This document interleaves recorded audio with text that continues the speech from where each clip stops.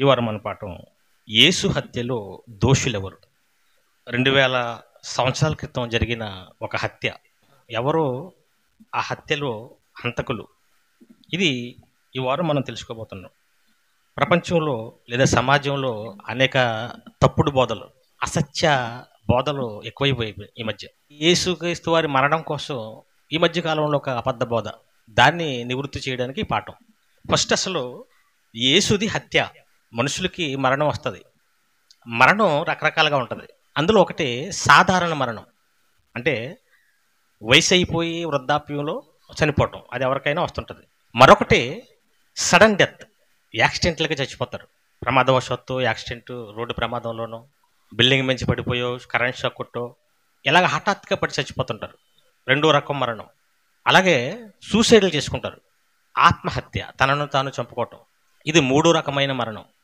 అలాగే తప్పు చేసి అరెస్ట్ అయ్యి శిక్ష విధింపబడి చచ్చిపోతుంటారు. ఉరి శిక్ష కానీ, సిలువ శిక్ష కానీ, ఇవన్నీ తప్పు చేయటం వల్ల ఏర్పడిన మరణం. ఇంకొకటి హత్య, అంటే ఎవరొకరు వచ్చి చంపేయటం. మరణాలని రకాలు: సాధారణ మరణం, వయసు అయిపోయి, అలాగే ప్రమాదవశాత్తు చచ్చిపోవటం, లేదా తనను తాను చంపుకోవటం, లేదా చంపబడటం, లేదా శిక్ష విధింపబడి చంపబడటం. ఇందులో యేసుక్రీస్తు వారిది ఏ రకమైన మరణం? ఇక్కడ రెండు ప్రశ్నలు వస్తాయి. ఈయన చంపబడ్డా లేదా శిక్ష విధింపబడ్డా? ఈ రెండు ఉంటాయి కదా, రెండు రకాలు కదా. ఉరి తీసారనుకోండి ఎవరినైనా, అది సాధారణ మరణం కాదు, వయసు అయిపోయి చచ్చిపోయింది కాదు, ఆత్మహత్య కాదు అది. అలాగే సడన్ డెత్ కూడా కాదు, యాక్సిడెంట్లుగా జరిగింది కాదు, హత్య కూడా కాదు. ఏంటది? తప్పు చేయటం వల్ల విధించిన శిక్ష వల్ల వచ్చిన మరణం. ఇప్పుడు యేసుక్రీస్తు వారిది హత్య లేదంటే శిక్ష? బైబిల్ని అడుగుదాం. అపోస్తుల కార్యములు 7వ అధ్యాయం 52 వచ్చు. అపోస్తుల కార్యాలు 7వ అధ్యాయం 52 వచనం. మీ పితరులు ప్రవక్తలలో ఎవరిని హింసింపకయుండిరి. ప్రవక్తలలో ఎవరిని హింసించకుండా ఉన్నారు? ఆ నీతిమంతుని రాకను గూర్చి ముందు తెలిపిన వారిని చంపిరి. ఆయనను మీరు ఇప్పుడు అప్పగించి హత్య చేసిన వారైతిరి. అంటే ఇక్కడ యేసుది ఏంటన్నమాట? హత్య. ఏమంటే శిక్ష కదా, సిలువలో కదా వేశారు. ఊరేసినోడు హత్య అవుతుంది అది.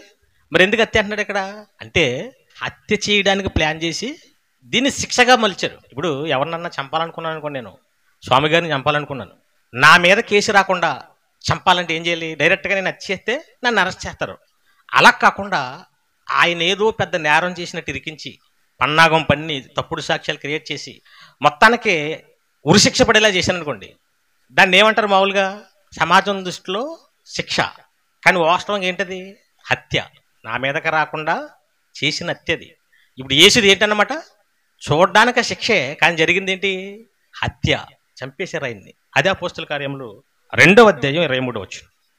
అపోస్తుల కార్యాలు 2వ అధ్యాయం 23 వచనం. దేవుడు నిశ్చయించిన సంకల్పమును ఆయన భవిష్యత్ జ్ఞానమును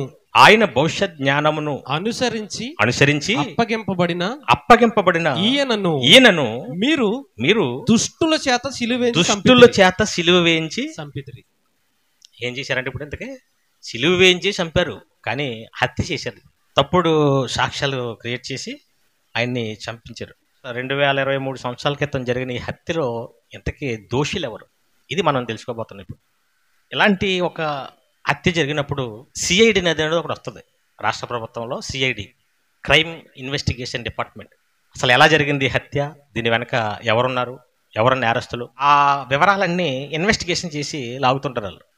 ఇప్పుడు మనం కూడా బైబిల్ నుంచి యేసు హత్య ఎలా జరిగింది, ఎందుకు జరిగింది, ఎవరు దానికి కారణం, ఎవరి కారణం ఏంటి అందులో క్లియర్గా ఉంది కదా. ఆనాటి మత పిచ్చి పట్టిన యూదులే కదా చంపారు. యేసుని చంపింది ఎవరు? యూదులు. శాస్త్రులు, పరిసయ్యులు ఆయన మీద నేరాలు మోపించి యోధా జనాంగం అంతా ఆయన మీద అటాక్ చేశారు, చంపించేయాలని ప్లాన్ చేశారు. ఇప్పుడు యేసు హత్యలో దోషులు ఎవరు అని మనకు అర్థమవుతుంది? యూదులని అర్థమవుతుంది. బైబిల్లో యూదులే చంపారు అని పౌలు గారు కూడా చెప్పారు.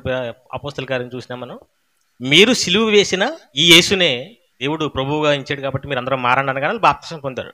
అంటే యూదులే చంపారు యేసుని, అంటే హంతకులు దోషులు ఎవరు? యూదులే అనుకుంటున్నాం మనం. ఒక హత్య జరిగిందనుకోండి, డైరెక్ట్గా అక్కడ ఉండి చంపిన వారే దోషులు ఎవరు, కానీ నేరస్తులు ఉంటారు. హైదరాబాద్లో ఒక హత్య జరిగింది, ఇంతకుముందు మీకు చెప్పాను. ప్రణయ్ అనే కుర్రోడిని మారుతీరావు అనే అతను కిరాయి గోండాలతో చంపించేశాడు. హాస్పిటల్కి ఆల్రెడీ ప్రెగ్నెన్సీ అయ్యింది. హాస్పిటల్కి వెళ్తుంటే వెనక నుంచి వచ్చి కత్తితో నరికేశారు. నరికింది ఎవరంటే బీహార్ నుంచి వచ్చిన కొంతమంది దుండగులు, 2-3. ఇప్పుడు ఆ ప్రణయ్ అనే అబ్బాయిని చంపింది వాళ్ళిద్దరేనా? దోషులు వాళ్ళిద్దరేనా? అక్కడ లేని వారు కూడా ఉన్నారు. ఎవరు? మారుతీరావు. అసలు మెయిన్ హంతకుడు అతనే. వీళ్ళు జస్ట్ డబ్బు కోసం చంపారంతే. అసలు పగ, అసలు హంతకుడు ఎవరు? సీన్లో అతను లేడు అక్కడ ఆ ప్లేస్లో. దీన్ని ఇన్వెస్టిగేషన్ చేస్తుంటారు. అసలు ఒక హత్య జరిగిందంటే దాని పూర్వపరాలన్నీ లాగి అక్కడ ఉన్న వాళ్ళే కాదు, దీని వెనక ఎవరున్నారు, ఎవరు చేయించారు, ఎవరి వల్ల ఈ హత్య జరిగింది, ఇవన్నీ ఇన్వెస్టిగేషన్ చేస్తే బయటకు వస్తాయి. ఇప్పుడు యేసు హత్యలో దోషులు ఎవరంటే అక్కడ దగ్గరగా ఉన్నది ఎవరంటే యూదులు. మరికొంతమంది ఏం చెప్తున్నారంటే ఈ మధ్యకాలంలో యేసు ఎందుకు చంపబడ్డాడు, ఎవరి కోసం చంపబడ్డాడంటే దేవుడు కోసం చంపబడ్డాడు. దేవుడు అంటే ఎవరు? యెహోవా. ఇప్పుడు యేసుని చంపించింది ఎవరు? ఒక రకంగా యేసు హత్యలో భాగం ఎవరు, కారణం ఎవరు? దేవుడు. ఎందుకు దేవుడు అయ్యాడు? దేవుడు ఒక పొరపాటు చేశాడు. పొరపాటే మరి అది ఏంటి? అసలు దేవుడు పొరపాట్లు చేస్తాడా? పొరపాట్లు చేస్తే దేవుడు ఎందుకు అవుతాడు? ఏం పొరపాటు చేశాడంటే దేవుడు కొన్ని ఆజ్ఞలు ఇచ్చాడు. ఈ పండు తిని దినమున నిశ్చయముగా చచ్చెదరు. ఆజ్ఞది. నేనే దేవుడిని, నేను తప్ప వేరొక దేవుడు మీకు ఉండకూడదు. ఆజ్ఞ. నిన్ను వలే నీ సహోదరుని ప్రేమించే ఆజ్ఞ. కొన్ని ఆజ్ఞలు పెట్టాడు ఆయన, రూల్స్. ఈ ఆజ్ఞలు ఎవరైతే మీరతారో వాళ్ళు నరకానికి వెళ్ళిపోతారు, నిత్య శిక్ష. ఇది దేవుడి చట్టం. ఇప్పుడు మనుషులంతా ఏం చేస్తున్నారు? దేవుడి ఆజ్ఞలు ఫాలో అవుతున్నారా? ఫాలో అవట్లేదు. మనుషులంటే ఎవరు? దేవుని పిల్లలే. ఆయన తండ్రి అయితే మనుషులంతా ఆయన పిల్లలు. ఎప్పుడైతే మనుషులు ఆయన ఆజ్ఞలు ఫాలో అవట్లేదో ఇప్పుడు దేవుడికి బాధ వచ్చింది. ఏంటి బాధ? నేను ఆజ్ఞలు పెట్టాను, ఈ ఆజ్ఞల వల్ల ఈ మనుషులంతా ఏమవుతున్నారు? పాపులుగా మారిపోతున్నారు. రూల్స్ వల్ల, నేను పెట్టిన రూల్స్ వల్ల పాపులు అయిపోతున్నారు. వీళ్ళందరినీ ఎక్కడ పంపించాలి? ఇప్పుడు నిత్యాగ్ని దండం లేసి తగలబెట్టాలి. అది నాకు ఇష్టం లేదు, తండ్రిగా నాకు అది ఇష్టం లేదు. ఇప్పుడు ఏం చేయాలి? రూల్స్ తీలేడంట. దేవుడు పెట్టిన రూల్స్ వెనక్కి తీసుకోలేడు. ఇప్పుడు ఏం చేయాలి మరి? అయితే వీళ్ళ నరకంలో వేయాలి, లేదా రూల్స్ తీయలేడు. మరి ఏం చేయాలి? ఇంకా రూల్స్ పెట్టినోడే చావాలంట. ఇప్పుడు రూల్స్ తెలియనప్పుడు ఏం చేయాలి? ఇంకా రూల్స్ పెట్టినోడే చచ్చిపోయాడు అనుకోండి, ఇంకా రూల్స్ ఉండవు అని దేవుడు చావాలనుకున్నాడట. ఈ మధ్యకాలంలో వచ్చిన బోధ ఇది. ఎవరు చావాలనుకున్నారు? ఎందుకు? ఆయనే రూల్స్ పెట్టాడు, మరలా చేయలేకపోతున్నారు, మనుషులు పాటించలేకపోతున్నారు, నరకానికి పంపించడం ఇష్టం లేక మళ్ళీ ఏం చేయాలనుకున్నాడంట? చావాలనుకున్నాడట. ఇప్పుడు యేసుక్రీస్తు వారు ఎంటర్ అయ్యి, తండ్రి మీరు చావకండి, నేను ఉన్నాను కదా, మీ పేరున నేను చచ్చిపోతాను, ఇది అంటానికి ఎలా ఉంది అని వచ్చి సిలువ వేసుకున్నారు. ఇప్పుడు యేసు హత్యకి కారణం ఎవరు? అంతేగా, దీని అర్థం అదే కదా. ఆయనే ఎందుకు రూల్స్ పెట్టాలి, ఆయనే ఎందుకు మళ్ళీ వీళ్ళు పాటించట్లేదని చావాలనుకోవాలి, ఆయనే పెట్టి ఆయన ఇరుక్కుపోనట్లేదా? ఇది ఎక్కువ హిందూ గ్రంథాల్లో ఉంటాయి ఇలాంటి కథలు. దేవుళ్ళే తప్పు చేసేసి మళ్ళా దేవుళ్ళే నాలుగు కలుసుకుంటారు. భస్మాసురుడు అనే ఒక రాక్షసుడు, అంటే చరిత్రలో హిందువులు నమ్ముతున్న ఒక కథ. రాక్షసులు దేవుణ్ణి వరాలు అడుగుతుంటారు. అదే కదా మనం సినిమాల్లో గట్రా చూస్తుంటాం కదా, భయంకరంగా పుట్టలోనో చెట్లోనో అక్కడ కూర్చొని ఓ అని మొదలెడతారు. ఎన్ని వర్షాలు వచ్చినా, వరదలు వచ్చినా, ఎన్ని వచ్చినా దేవుడు ప్రత్యక్షం అయ్యే వరకు ఆగరాలు. కడకే ఆ కఠోర తపస్సుకి పరితపించి దేవుడు ప్రత్యక్షమవుతాడు. అలాగ భస్మాసురుడు అనే ఒక రాక్షసుడు ఘోర తపస్సు చేస్తే శివుడు ప్రత్యక్షమవుతాడు. ఇప్పుడు తపస్సు చేశాడంటే అర్థం ఏంటి?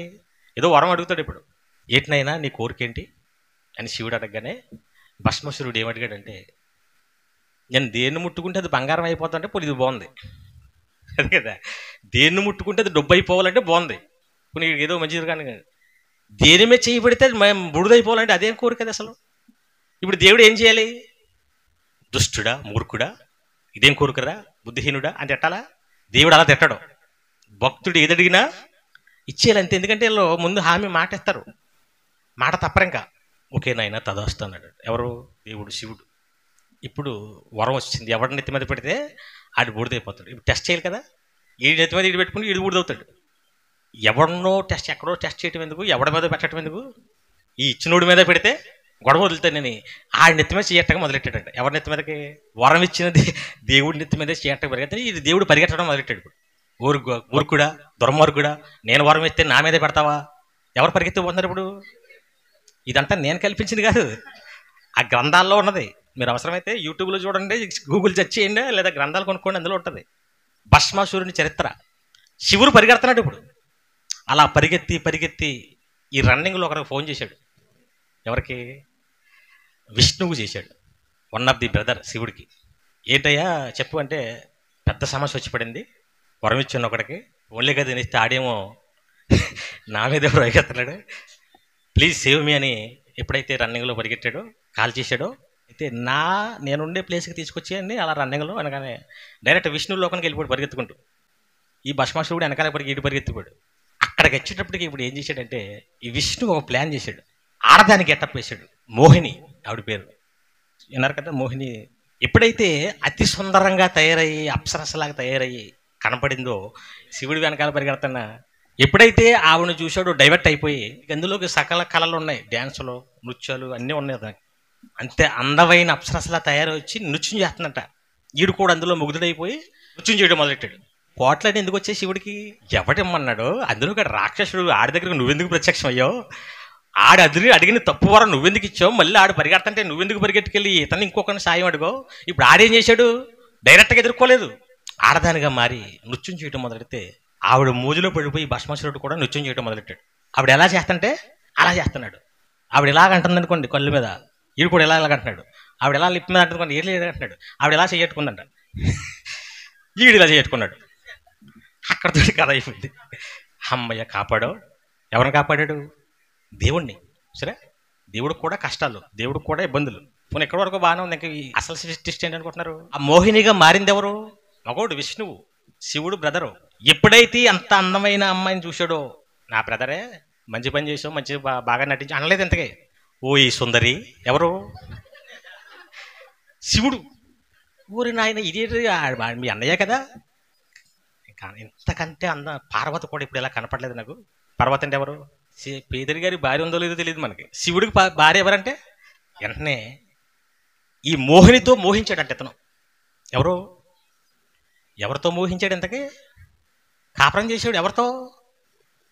ఆడవేషంలో ఉన్న అన్నది దేవుడికి ఆ విషయం తెలియలేదు. ఏ విషయం? ఇది ఆడది కాదు, మగోడే, అది కూడా మా బ్రదరే. వీళ్ళిద్దరూ ఎప్పుడైతే కలుసుకున్నారో వాళ్ళకి పుట్టినవాడే అయ్యప్ప. అందుకే ఆయన పేరు అయ్యా అప్ప. అయ్యకి అప్పకే పుట్టినవాడు. మరి ఎందుకే పెట్టారు? ఇది మీరు నవ్వుతున్నారు కానీ నిజంగా వాళ్ళు రాసుకున్న కథలి. అయ్యప్ప జననం అని కొడితే మీకు ఇదే వస్తుంది. ఇంత దారుణంగా ఉన్న వాటిని నమ్ముతుంటారు. విచిత్రం. కనీసం ఆలోచించరు. చదువుకున్న వాళ్ళు ఉంటారు, అందరూ పెద్ద పెద్ద ప్రొఫెసర్స్ ఉంటారు, మేధావులు ఉంటారు, అందరూ నమ్ముతారు. ఈ విచిత్రం చూడండి, ఇంత కామెడీగా ఉంటాయండి. ఇదంతా ఎందుకు చెప్పారంటే, దేవుళ్ళు పొరపాటు పడి వాళ్ళకి వాళ్ళే మరలా ఇబ్బందుల్లో పడిపోయి వాళ్ళకి వాళ్ళే నష్టాలు పాలైపోతుంటారు. దేవుడు అంటే అలాగే తెలివి తక్కువవాడు, తింగరగా ఉండడు. దేవుడు ప్రపంచ మనుషులందరికీ బుర్రచ్చినోడు. ఆయన అంత అజ్ఞానంగా వెళ్ళి ఉంటాడు. ఆయన రూల్స్ పెట్టడం, మళ్ళీ పాటించకపోవటం, నరకానికి పోతారని భయం వేసి మళ్ళీ నేను చావాలనుకోవటం. దేవుడు ఎందుకు చావాలనుకుంటాడు? అసలు దేవుడికి చావుందా? అందుకే యేసు హత్యకి కారణం దేవుడు అని కొంతమంది చెప్తున్నారు, కానీ దేవుడు కాదు. దేవుడు అలాంటి పనులు చేయడు. దేవుడు చావాలనుకోవటం ఏంటి? ఒకవేళ రూల్స్ పెడితే రూల్స్ తీసేయచ్చా లేదా? ముందు రూల్స్ పెట్టాను, వరుసగా 2 వారాలు సత్యమంతే 100 రూపాయలు ఫైన్ అని. ఎవరు పెట్టారు రూలు? నేనే పెట్టాను. కొంతవరకు పాటించారు. ఆ తర్వాత ఇంకా పాటించలేకపోతున్నారు. అప్పుడు ఏం చేసాం? వీళ్ళు 100 రూపాయలు కట్టలేకపోతున్నారు, వీళ్ళు 100 రూపాయలు కట్టకుండా ఉండాలంటే నేను చచ్చిపోవాలి అనుకున్నాను. ఆ రూల్ తీసేసి నేను చావటం ఎందుకు మతిలేక? ఈడు ఇంటర్ పాస్ అవ్వకపోతే ఇంట్లోకి రానివ్వకు, భోజనం పెట్టగడికి అన్న రూల్ పెట్టారు. ఫెయిల్ అయిపోయాడు. ఏం చేస్తారు ఇప్పుడు? ఆవేశంలో 2 రోజులు తిడతారు తప్ప తర్వాత వచ్చేమంట, అంతే తప్ప నేను ఆ రోజు ఇంటికి రావద్దన్నాను కదా, ఇప్పుడు బయట ఎక్కడ ఉంటాడు కాబట్టి నేను చచ్చిపోవాలి అనుకుంటాడు తండ్రి. ఎవరైనా ఏ రూల్ అయినా పెడితే దాన్ని తీసేసే హక్కు కూడా వాళ్ళకు ఉంటుంది. భారత రాజ్యాంగం రాశారు అంబేద్కర్. ఎన్నో రూల్స్ ఉన్నాయి. ఇందులో కొన్ని రూల్స్ ఇప్పుడు పాటించడానికి అనుకూలంగా లేవని ఏం చేశారు? మార్చేశారు. 110 పైనే సవరణలు, రాజ్యాంగ సవరణలు జరిగాయి. అంటే రాసిన రూల్స్ని తీసేశారు. ఇప్పుడు కూడా చట్టసభల్లో కొన్ని చట్టాలు చేస్తారు, కొన్ని రూల్స్. నిర్భయ చట్టం పెట్టారు రీసెంట్గా. రాష్ట్ర ప్రభుత్వం దిశ చట్టం పెట్టింది. దీనివల్ల అమాయకులు బలైపోతున్నారని మళ్ళీ ఎవరైనా గొడవ చేసి రాద్ధాంతం చేశారనుకోండి, తీసేయాలనుకున్నారనుకోండి, తీసేచ్చా తీయకూడదా? లేదా జగన్ని ఆ ఎమ్మెల్యేలు అందరూ సావాలా? అవసరం లేదు కదా. దేవుడు ఏదైనా రూల్స్ పెట్టొచ్చు, అయినా తీసేసే హక్కు కూడా ఆయనకు ఉంది. ఆయన ఎందుకు చావాలి? రూల్స్ మారిపోవాలంటే ఆయన ఎందుకు చావాలి? రూల్స్ పోవాలంటే ఎవరు చావాలి? ఇప్పుడు నా మీద ఒక నేరం వచ్చింది, ఒక హత్య చేశానని నా మీద ఒక నేరం మోపారు. ఖచ్చితంగా సెక్షన్ 302 ప్రకారంగా నాకు ఉరిశిక్ష పడుతుంది భారత రాజ్యాంగం ప్రకారంగా. ఇప్పుడు నాకు ఆ శిక్ష పడకుండా ఉండాలంటే ఏం చేయాలి? అయితే రాష్ట్రపతి క్షమాభిక్ష పెట్టాలి, లేదా నేను ఖచ్చితంగా శిక్ష అనుభవించాలి. రెండే ఆప్షన్స్. ఒకటే నాకు క్షమాభిక్ష పెట్టాలి, లేదా శిక్ష అనుభవించాలి. నేను చేసిన పెద్ద నేరానికి క్షమించే అవకాశం లేదు. కాబట్టి ఖచ్చితంగా నేను ఏం చేయాలి? శిక్ష అనుభవించి తీరాలి. ఒకవేళ శిక్ష అనుభవించకుండా తప్పించుకోవాలంటే అవదంకది. నా మీద చట్టం పోవాలంటే శిక్ష అనుభవించకుండా ఏం చేయాలి? ఉరితీత నాకు జరగకుండా ఆ కేసు నా మీద పోవాలంటే ఏం చేయాలి? నేను చచ్చిపోవాలి. ముందు చచ్చిపోయాను అనుకోండి, చచ్చిపోయినోడి మీద ఏముండదు, కేసులు ఉండవు. రోమిలికి రాసిన పత్రిక 6వ అధ్యాయం 7వ వచనం. రోమిలికి రాసిన పత్రిక 6వ అధ్యాయం 7వ వచనం. చనిపోయిన వాడు పాప విముక్తుడని ఉన్నాడు, తీర్పు పొంది ఉన్నాడు. చనిపోయిన వాడు దేని విముక్తుడంట? ఇంకా ఆడి మీద ఎటువంటి నేరాలు ఏ ఉండవు. 100 కేసులు ఉన్నాడు మీద, సడన్గా యాక్సిడెంట్లో చచ్చిపోయాడు, ఏం చేస్తారు? కేసులన్నీ పోతాయి. ఇంకా మనిషి లేనప్పుడు కేసులు ఎక్కడ ఉంటాయి? అప్పులు కూడా మనిషి చచ్చిపోయిన ఏం చేస్తారు? రుణమాఫీ, ఇంకా అయిపోయింది అది. అలాగే ఎవరైనా చనిపోతే వాళ్ళ మీద కేసులు ఉండవు. అదే రోమిలికి రాసిన పత్రికలో 7వ అధ్యాయం చూడండి. 7వ అధ్యాయం మొదటి వచనం. సహోదరులారా, మనుష్యుడు బ్రతికినంత కాలమే ధర్మశాస్త్రం అతని మీద ప్రభుత్వము చేయుచున్నదని మీకు తెలియదా? అంటే బ్రతికున్నంత వరకే ధర్మశాస్త్రం రూల్స్ అప్లై చేస్తుంటది. 2వ వచనం చూడండి. భర్త గల స్త్రీ భర్త బ్రతికి ఉన్నంత ధర్మశాస్త్రం వలన అతనికి బొద్దురాలు గాని, భర్త బ్రతికి ఉన్నంత వరకే ధర్మశాస్త్రం వలన అతనికి బొద్దురాలు గాని, భర్త చనిపోయిన ఎడల భర్త విషయమైన ధర్మశాస్త్రం నుండి ఆమె విడుదల పొందును. అంటే పురుషుడు ఉండగా వేరొకరిని చేసుకుంటే తప్పు, కానీ భర్త చచ్చిపోయాడు అనుకో, ఇంక ధర్మశాస్త్రం నుంచి ఆవిడ విముక్తి పొందుతుంది. కాబట్టి ఇంకో పెళ్లి చేసుకోవచ్చు. అలా చేసుకోకుండా ముందే ఇంకొకరితో ఉంటే అది వ్యభిచారం అని చెప్తున్నాడు. అంటే ఏ రూలైనా బ్రతుకున్నంత వరకే అప్లై అవుతుంది. ఇప్పుడు దేవుడు ఆజ్ఞలు పెట్టాడు, ఆ ఆజ్ఞలు పాటించలేకపోతారు మనుషులు. దేవుడు ఆజ్ఞలు వెనక్కి తీసుకోవాలని అవసరం లేదు, తీసుకొచ్చాయినా, కానీ ఎందుకు తీసుకోవట్లేదు? ఆయన తప్పుడు రూల్స్ ఏం పెట్టలేదు. ఆయన పెట్టిన యథార్థం వెనక్కి తీసుకోవాల్సిన అవసరం లేదు. ఇప్పుడు ఖచ్చితంగా శిక్ష అనుభవించాల్సింది ఎవరు? తప్పు చేసిన వాళ్ళు. ఇప్పుడు దేవుడు పెట్టిన రూల్స్కి, ఆజ్ఞలకి శిక్ష అనుభవించాల్సింది ఎవరు? తప్పు చేసిన వాళ్ళు. అంతే తప్ప రూల్స్ తప్పు కాదు. ఇప్పుడు ఎలాగ మరి వీళ్ళంతా తప్పు చేస్తున్నారు? ఎవడను మంచోడు లేడు, అందరూ పాపం చేసి నాశనం అయిపోతున్నారు. మరి వీళ్ళని కాపాడటం ఎలా? వీళ్ళని నరకానికి వెళ్ళకుండా ఎలా ఉండటం ఎలా? దేవుడు చావాలా? అవసరం లేదు. ఖచ్చితంగా శిక్ష అనుభవించాలి. లేదా ఈ రూల్స్ పోవాలంటే ఏం చేయలేదు? చావాలి. అంతేనా? ఇప్పుడు యేసుక్రీస్తు వారు ఏం చేశారంటే దీనికి పరిష్కారం, వాళ్ళందరి కోసం నేను చచ్చిపోతాను.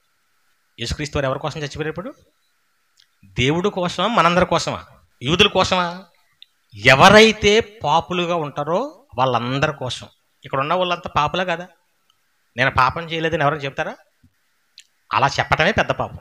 ఇప్పుడు యేసుక్రీస్తు వారు ఎవరి కోసం చనిపోయారో ఒకసారి మొదటి యోహాను పత్రిక 3వ అధ్యాయం 16వ వచనం. మొదటి యోహాను పత్రిక 3వ అధ్యాయం 16వ వచనం. ఆయన మన నిమిత్తము తన ప్రాణమును పెట్టి, ఏ తరంలో పుట్టిన వారైనా, ఏ దేశంలో ఉన్నవారైనా, ఏ కులం ఎవరైనా సరే మన నిమిత్తము తన ప్రాణము పెట్టెను. కొరింథీయులకు రాసిన మొదటి పత్రికలో కూడా, కొరింథీయులకు రాసిన మొదటి పత్రిక 15వ అధ్యాయం 3వ వచనం. 1 కొరింథీ 15:3. నాకు ఇయ్యబడిన ఉపదేశమును మొదట మీకు అప్పగించి తిని అదేమనగా లేఖనముల ప్రకారము క్రీస్తు మన పాపముల నిమిత్తము మృతి పొందెను. ఇప్పుడు ఇంతగా యేసుక్రీస్తు వారు హత్య, ఆ మరణం ఎవరి కోసం జరిగింది? మన పాపాల కోసం. ఇప్పుడు దోషులు ఎవరు చెప్పండి? మన హస్తం కూడా ఉంది అందులో. ఉందంటారా లేదంటారా?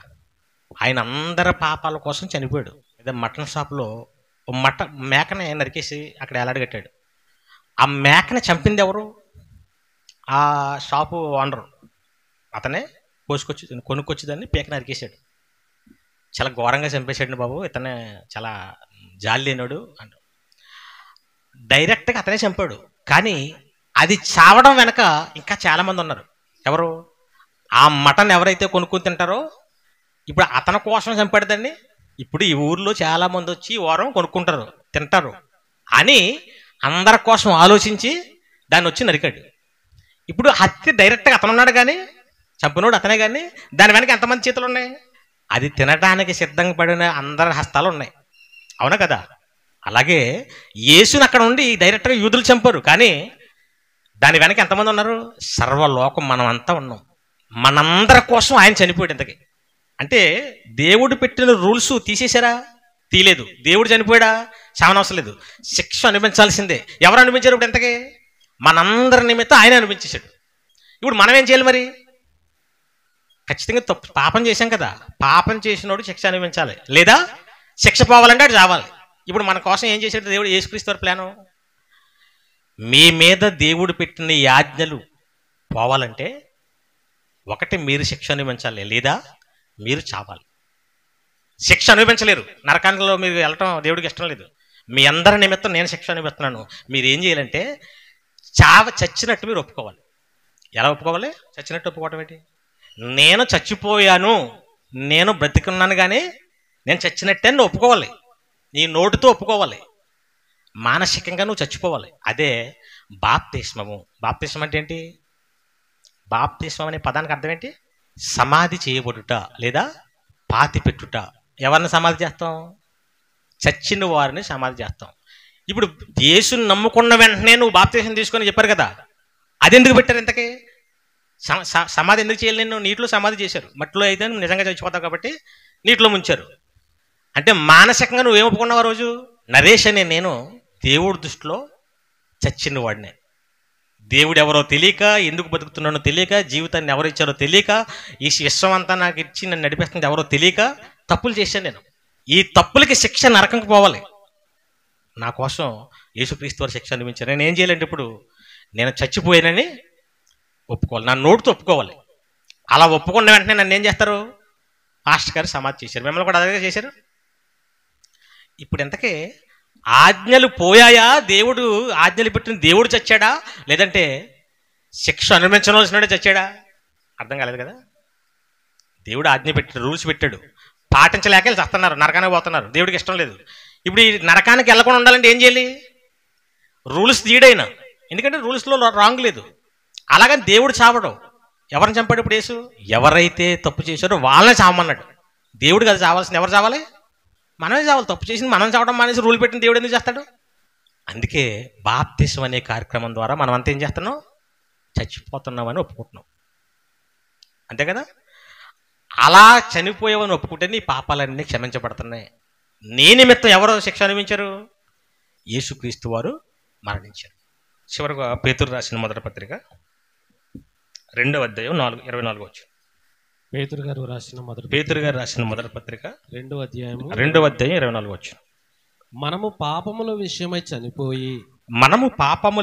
చనిపోయి నీతి విషయమై జీవించినట్లు ఆయన తానే తన శరీరమందు మన పాపములను మ్రాను మీద మోసుకొనెను. ఆయన పొందిన గాయముల చేత మీరు స్వస్థత నొందితిరి. మనకి స్వస్థత వచ్చింది. అంటే టోటల్గా యేసు ఒంటి మీద పడిన ప్రతి దెబ్బ, ప్రతి గాయం, ప్రతి రక్తపు బొట్టు, ప్రతి పిడుగుద్దులు, ఆయన మరణం అంతా ఎవరి కోసం జరిగింది? మన కోసం, ప్రపంచంలో ఉన్న అందరి కోసం జరిగింది. ఇప్పుడు యేసు హత్యలో దోషులు ఎవరు? గట్టిగా చెప్పండి, కొంచెం ఒప్పుకోండి. ఇప్పుడైనా మనమేనా? పాపం చేసిన ప్రతి ఒక్కరూ యేసు హత్యలో దోషులే. ఇప్పుడు రొట్టె రసం తీసుకుంటున్నాం కదా, మన పాప క్షమాపణ కోసమే కదా తీసుకుంటున్నాం. ఆ రక్తం ఎవరు కాల్చారు? ఆ శరీరాన్ని ఎవరు నలగొట్టుకున్నారు? యేసుక్రీస్తు వారు మన పాపాల కోసం. ఇప్పుడు యేసు హత్యలో యూదులే కాదు, ఈ రోజు ఉన్న మనం కూడా దోషులమే. ఇన్వెస్టిగేషన్లో ఏం తెలియదు. ఇప్పుడు మన హస్తం కూడా ఉంది. ఇప్పుడు ఎవరైనా మన హత్య చేస్తే, మారుతీరావు హస్తం ఉంది ప్రణయ హత్యలో. మారుతీరావును వదిలేశారా? ఏం చేశారు? ఇప్పుడు అతన్ని నేరస్తుడయ్యాడు. చట్ట ప్రకారంగా అతను లోపలేశారు. తర్వాత సూసైడ్ చేసి చచ్చిపోయాడు, అది వేరే విషయం. ఇప్పుడు మన హస్తం కూడా ఒక అమాయకుడైన యేసుక్రీస్తు వారి చావులో ఉందంటే బాధ్యులు ఎవరు? ఇప్పుడు మనమే కదా. ఇప్పుడు దీనికి రెస్పాన్సిబిలిటీ ఉంటుందా ఉండదా? మనం సమాధానం చెప్పాలి కదా. చంద్రబాబు నాయుడు సభ పెడితే, చీరలు ఏదో పంచుతానని సభ పెడితే చాలామంది ఆడవాళ్ళు వచ్చారు. ఆ తొక్కిసలాట్లో 80 ఆడవాళ్ళు చచ్చిపోయారు. అంతకుముందు న్యూస్ వచ్చింది కదా. ఎవరి కోసం, ఎవరి వల్ల ఆ ఆడవాళ్ళు చనిపోయారు అని ఇన్వెస్టిగేషన్ చేస్తే ఎవరి పేరు వచ్చింది? ఇప్పుడు చంద్రబాబు నాయుడు మీటింగ్ పెట్టడం వల్లే. రీసెంట్గా మొన్న జగన్ మీటింగ్ పెట్టాడు. ఆ జగన్కి వచ్చిన ఒక అతను చచ్చిపోయాడు, సభకు వచ్చిన ఒక అతను చచ్చిపోయాడు తొక్కిసలాట్లో, సిద్ధం సభల్లో. అతను చావుకు కారణం ఎవరు? జగనే. ఎందుకంటే అతను మీటింగ్ పెట్టడం వల్లే ఇతను రాగలిగాడు. ఎక్కువ మంది వచ్చేయటం వల్ల, ఆ ఏర్పాట్లు సరిగా చేయకపోవటం వల్ల తొక్కిసలాట్లో చచ్చిపోయారు. కారణం జగనే. ఇప్పుడు చంద్రబాబు కారణమైనా, జగన్ కారణమైనా, ఇప్పుడు ఆ చచ్చిపోయిన వాడి కుటుంబానికి ఆ చావుకి వాళ్ళు పరిహారం చెల్లించాలి లేదా? చెల్లించాలి ఖచ్చితంగా. ఎందుకంటే నీ వల్ల చచ్చిపోయాడు, నీ సభకు వచ్చి చచ్చిపోయాడు. ఇప్పుడు భార్య పరిస్థితి ఏంటి, పిల్లల పరిస్థితి ఏంటి, కుటుంబ పరిస్థితి ఏంటి? అయితే కుటుంబంలో మేము చూసుకుంటాం, 10 లక్షలు వెంటనే ఇచ్చేశారు. ఆ తర్వాత కుర్రోడికి ఉద్యోగం వేస్తాం, పిల్లలు చదువుకోకపోతే చదువులు ఫ్రీగా చదివేస్తాం, ఇల్లు కట్టిస్తాం, ఇవన్నీ హామీలు ఇచ్చారు. ఎందుకు? ఇతని వల్లే ఆ చావు జరిగింది కాబట్టి.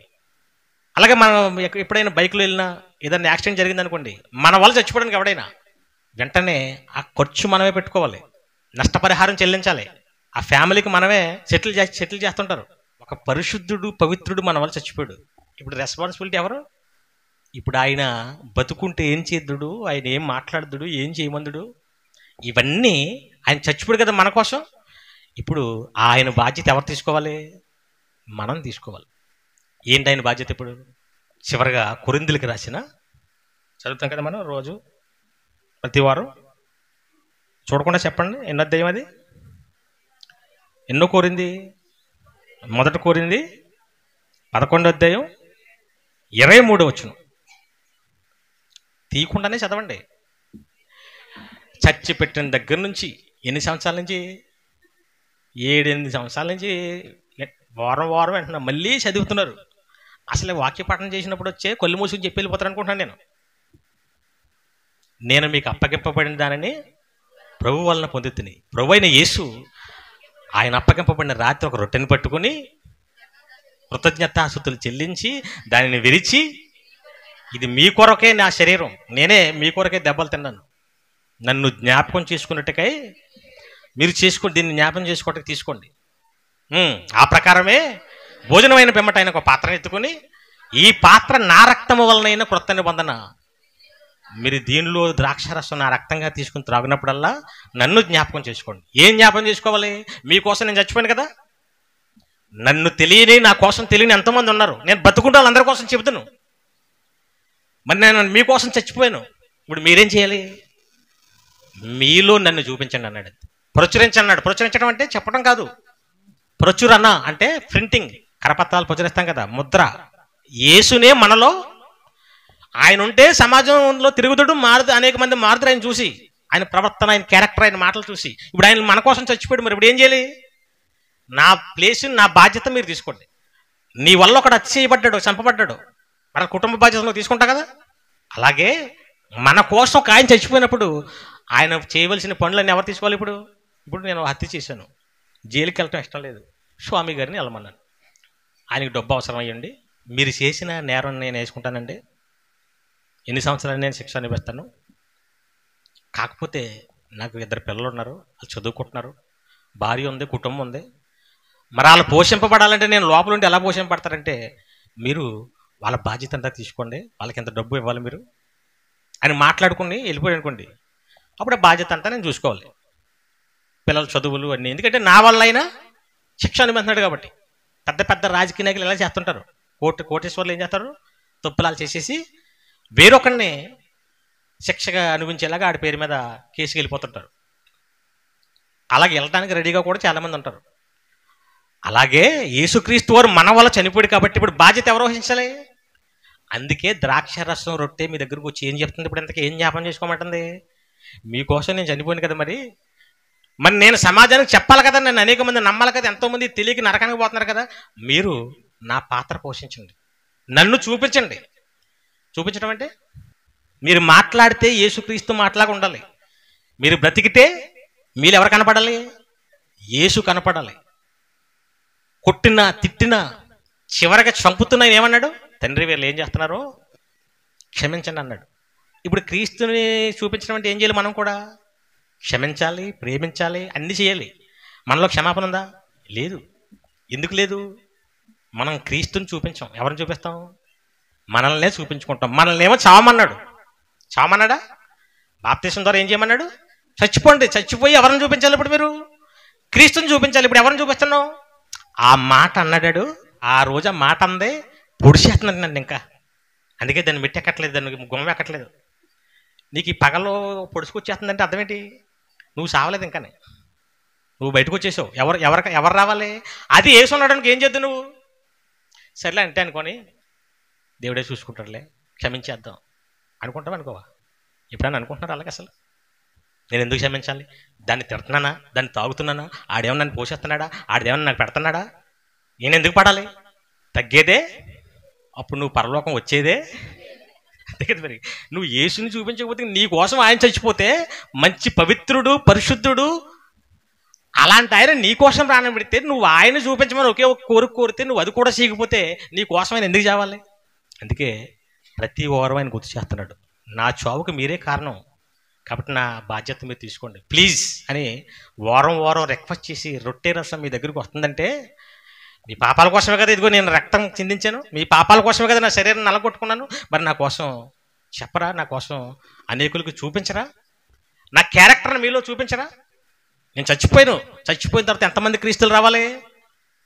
ప్రతి క్రైస్తవుడు ఒక క్రీస్తులాగా మారాలి. అలా మారినప్పుడు ఒకసారి బాబాయ్ నువ్వు పాఠం చెప్పింది, ఇలాంటి క్షమాగుణం గుర్తుందా? గుర్తులేదా? ఒక ఆవిడ క్రైస్తవురాలు అయ్యుండి వాళ్ళ భర్తనే పిల్లల్ని చంపేస్తే ఏం కోరుకుంటావమ్మా? వీళ్ళని శిక్షించమంటావా, గురుశిక్ష చేయమంటావా, ఏమంటావా అని సమాజం మధ్యలో వచ్చి అడిగితే ఆవిడ ఏమంది? ఆ చంపుని హంతకుని పిలిచి, నాకు ఎలాగో భర్త లేడు, పిల్లలు లేరు, ఎలాగో చచ్చిపోయిన వాళ్ళు ఎలాగో రారు, వాళ్ళ కోసం నిన్ను శిక్షిస్తే నువ్వు పోతావు, కొడుకు లేని ఆ లోటు ఎవరు తీరుస్తారు కాబట్టి అతను నా కొడుకులా ఉండమన్నాను. ఎవరు అప్పుడు అన్నాడు? ఏం చేశాడు? అంతకుడు కూడా బలబల ఏడ్చి మారిపోయాడు. ఎవరు కనిపించారు ఇప్పుడు ఆవిడలో? క్రీస్తుని చూపించింది ఆవిడ. అలాగే సువార్త చేయడానికి విదేశీ నుంచి పాపం ఇండియా వచ్చి 2 పిల్లలు భార్యతో తెల్లగా ఉంటారు, దొరల కథల్లో ఈ ఎండనక వాననక తిరుగుతూ సువార్త చెప్తున్నారు. ఈ మత శాంతస్తులు ఏం చేశారు? భార్య లేదప్పుడు, ఆ తండ్రి 2 పిల్లలు కొడుకులు పాపం ఏసీ వేసుకుని పడుకున్నారు కారులో, క్రాన్స్టీన్ అంతే. నిద్రపోతుండగా 2 పిల్లలు లోపల పెట్టుకుని పెట్రోల్ పోసి తగలబెట్టేశారు. సజీవ దహనం అయిపోయారు. వెంటనే భార్య ఏం చేయమంటారు? క్షమించమని అడిగిందండి. వాళ్ళందరూ ఏం చేయమంది? ఒక క్రైస్తవుడి భార్య సువార్త చేయడానికి వచ్చిన అమాయకులను అన్యాయంగా, పిల్లల్ని కూడా చిన్నపిల్లల్ని చూడకుండా క్రూరంగా చంపేస్తే కేసు పెట్టి చట్టం అడిగితే ఏమంది? క్షమించేయండి అందండి. ఎవరిని చూపించింది ఆవిడలో? క్రీస్తుని చూపించింది. పిల్లల్ని చంపేసి భర్తను తగలబెడితేనే క్షమించమంటే మీకు మిమ్మల్ని ఎవరైనా చంపేస్తున్నారా? మీ ఇంట్లో వాళ్ళు కానీ పక్కింటి వాళ్ళు కానీ మిమ్మల్ని తగలబెట్టేశారా? చిన్న మాటలకి మీరు క్షమించలేదు. చెప్తాను చూసారా? ఠూ అందనుకో, అదిగో నా ముఖం మీదే అని ఇలా తుడిసేసుకున్నంత ఫీలింగు. ఎక్కడో ఊసుకుంటే నీకు ఏమైంది? ఎక్కడే తిరుగుతుంది దరిద్రపు కోడి అంటే. కోడిని కాదు, ఎవరన్నారు ఇప్పుడు? నన్నే. నువ్వు తిరగట్లేదంటే, నువ్వు ఎట్లేదంటే, నీ బతికేంటి, నీ దరిద్రం ఏంటి, మొత్తం లిస్ట్ అంతా వచ్చేది. మీకు క్రీస్తు ఏం కనపడుతున్నాడు? ఉన్నా క్రీస్తు ఉన్నాడు మీలో? ఏదైనా చిన్న గొడవ వస్తే టెస్ట్ మ్యాచ్ లాగా అది ఆగదు. అలా ఏదో వంకెట్టుకుని అది ఎట్టుకుని, ఎందుకంటే క్షమాపణ లేదు మనకి అసలు. మనంతా ఏంటనుకుంటున్నారు? పగ, ప్రతీకారం, అవసరమైతే చచ్చిపోయే టైప్ మంది దానికోసం. అలాగ మీరుంటే యేసు మీకోసం చచ్చిన దానికి అర్థమే. అందుకే యేసు మన వల్లే చనిపోయాడు. ఆయన బాధ్యత, ఆయన పాత్ర మనం పోషించాలి. అందుకే మీరు క్రీస్తులాగా మారి అనేకులకి ఆయన కోసం చెప్పండి, మీలో ఆయన చూపించండి. మిమ్మల్ని చూసి అయినా సమాజం మారాలి. క్రైస్తవులంటే ఇలా ఉంటారన్నమాట. క్రీస్తుని నమ్ముకుంటే చంపేసినా కూడా క్షమిస్తారన్నమాట. నిజమే, ఆయన అలాగే చేశాడన్నమాట. నిజమేది. ఒక స్టెఫను రాళ్ళతో కొట్టి చంపుతుంటే ఏమన్నాడు ఆయన? సేమ్ యేసుని చూపించాడు. తండ్రి వీళ్ళు ఏం చేస్తున్నారో యేసు అన్న డైలాగే ఆయన కూడా ఎవరిని మళ్ళా రాళ్ళతో కొట్టి చంపుతున్న వాళ్ళకి క్షమించమన్నాడంటే మనం చిన్న చిన్న మాటలే క్షమించలేము. చూసారా? అందుకే పరలోకం వెళ్ళటం ఆ సమస్య కాదు, యేసులాగా మనం కనపడాలి. కాబట్టి యేసు హత్యకి మనకి సంబంధం ఉంది. కాబట్టి ఆ హత్య నేరం మన మీద ఉండకుండా ఉండాలంటే ఆయన కోరిన కోరిక నన్ను మీలో చూపించండి, నా కోసం నలుగురికి చెప్పండి, ఇది ఆయన కోరుకున్నాడు. అలాంటి పని మీరు చేస్తారా? లేదంటే ఆ పని చేయకుండా మరలా హంతకులుగా మారి నిత్యాగ్ని దండానికి వెళ్ళిపోతారు? మీరే నిర్ణయించుకోండి. శ్రద్ధగా ఉన్న మీ అందరికీ వందనాలు చెల్లిస్తూ